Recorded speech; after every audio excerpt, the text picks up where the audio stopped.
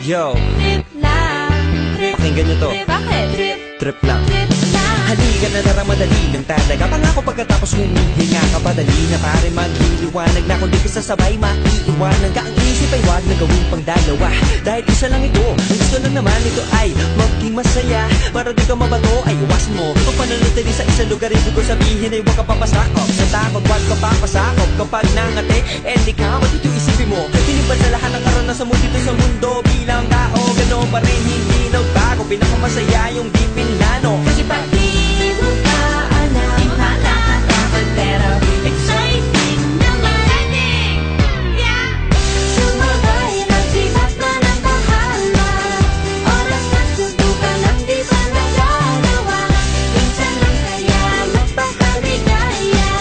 Mag-enjoy, magsaya, walang mawawala. Trip, trip, trip, trip lang.